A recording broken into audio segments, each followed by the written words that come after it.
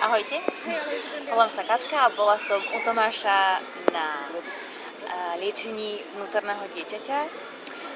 A podľa úsmevu vidíte, že odchádzam úplne pozitívne naladená a chcem povedať, že vyčistená od všetkého, ale ten proces sa spustil a som veľmi za to vďačná.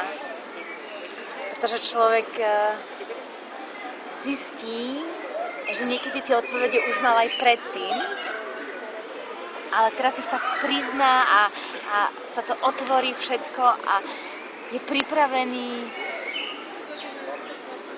všetko to prežiť a vypustiť. A pre mňa to bol ten správny čas. Takže ten, kto chce, tak sa prihlási.